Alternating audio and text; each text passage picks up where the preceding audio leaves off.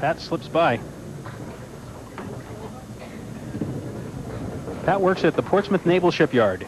He and his wife Denise live in Somersworth. They have a daughter, Lisa. A granddaughter, Tamara, who just celebrated her first birthday. And Lisa and Tom, as we tape the program, are expecting their second child. Could probably have already been born by the time the program airs, but in any event. Certainly is a family show, isn't it? That's right. Pat looking to convert these two for a spare, and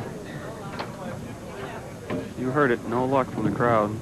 You're absolutely right. 10. And a 123 for a two-string total 234.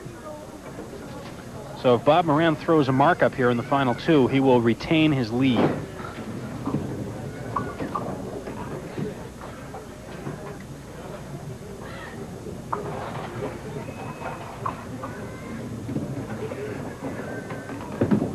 He could actually retain it even if he doesn't mark, if he pins well. 3-6 and the 4-pin on the left.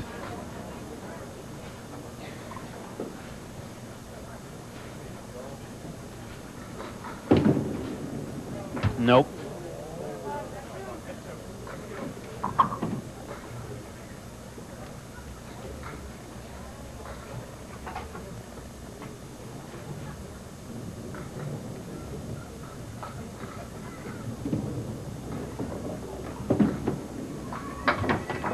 And let's see, it'll carry for 10 bucks.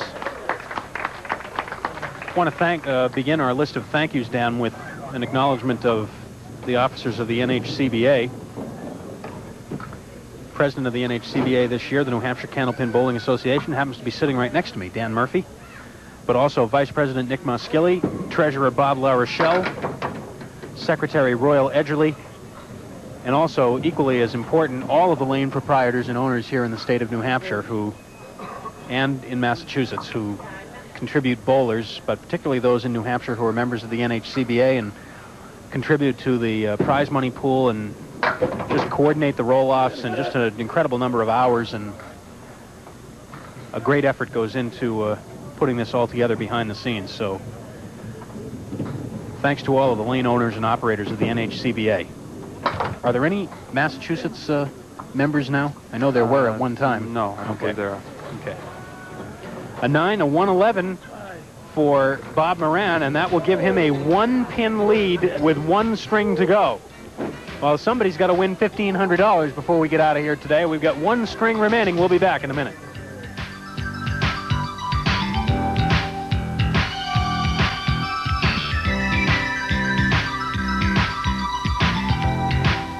And Bob Moran leads by 1 pin.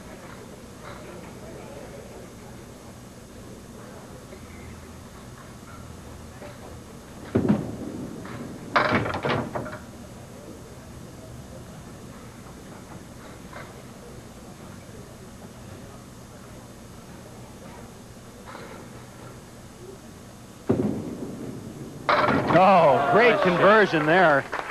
You called it, Doug. That was a great shot. You see him split the 1 and the 2. Watch the head pin. Right down to clear out the 6-10.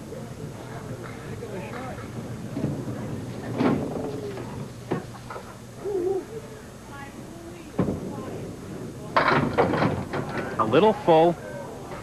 The 3-4-6. He got mad at himself last time he had this lead on lane 32, the last box of this previous game, the second game. Got to keep the ball in play. Got to have the 3-pin. After that, as long as you have the object pin, you got a shot at making it. Pat Pay is the #1 seed.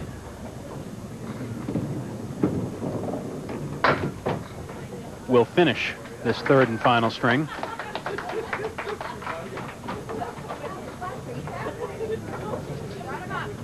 Continuing our acknowledgments for the program on Stars and Strikes, we don't want to forget Nick Moskilly and the outstanding staff here at Park Place Lanes in Windham, New Hampshire, who make us feel so welcome.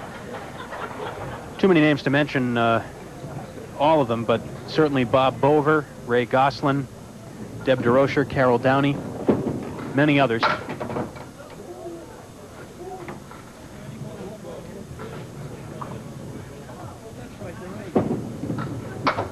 Ten for Pat.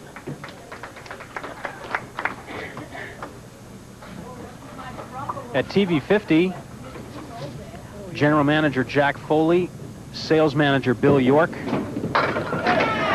strike for Pat Pay in the second. We'll get another look. Right in the 1-3 pocket. TV 50 Production Manager Kent Ullman.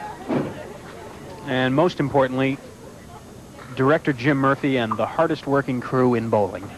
Wow, that's going to cost them. They do a great job. Thanks, fellas. And ladies. That's right, and ladies.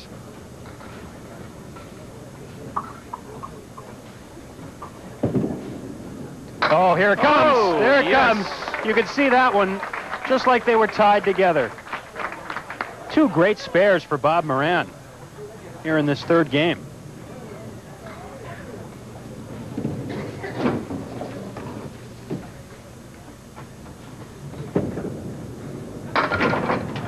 Other acknowledgments, Dottie Larick, who always works the big scoreboard for us. Norm Norcross and the staff at N&R Trophy down in Winchendon, Massachusetts, for all of their plaques and TV 50 desk pens that we send out as consolation prizes.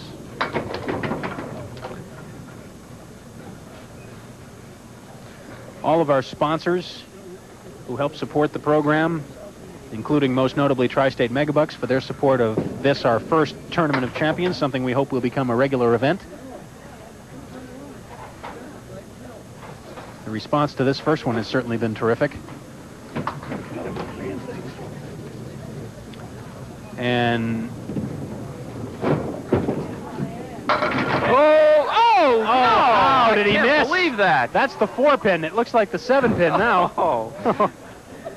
There's a replay. Watch this. I said, here's the double strike. Oh, wow. And he converts it for a spare. Which puts him in the lead. Finally, without all those people that we've mentioned already, we couldn't do it without our very loyal viewing audience. We appreciate all of your support through phone calls and letters and suggestions and continued support of the program. We can't tell you how much that means to all of us here on the program. And we look forward to being back in the fall with our 6th season.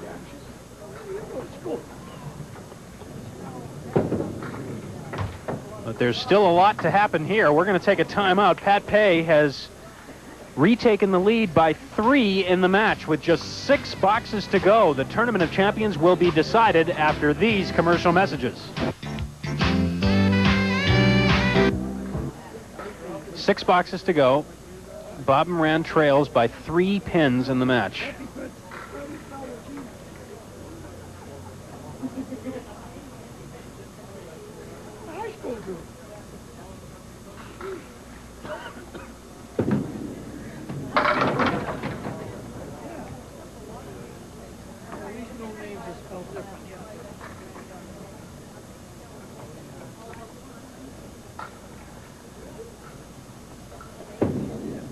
Oh, watch out, watch out. That's another great shot. Every other box on lane 32, he's got marks, but he's made some great ones. Boy, those are clutch marks.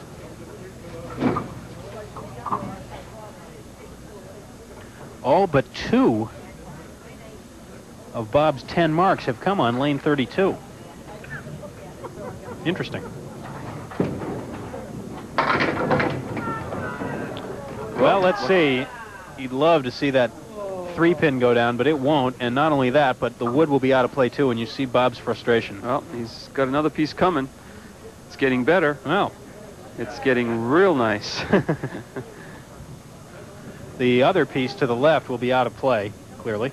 Well, he'd much rather have the wood frozen against the 3-pin. That's the only problem here, because it's liable to twist right around the 4. But better with it than without it.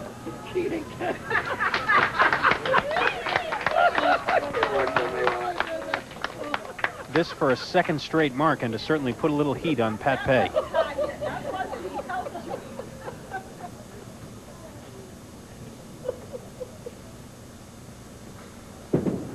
Nope. Had to hurry.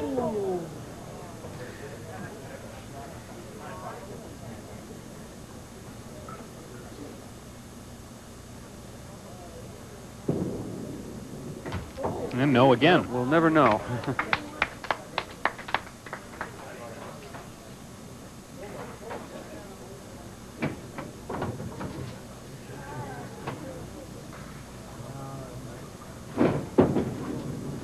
Pat Pay is off target.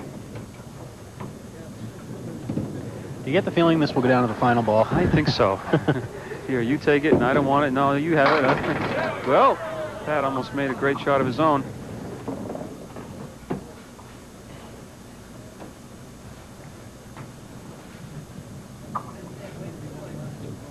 Three-pin lead for Pat Pay, but he's going to lose that lead because he's opposite a spare 8 by Bob Moran. Being careful on every pin. Takes it out. That gives Bob the lead again by 5.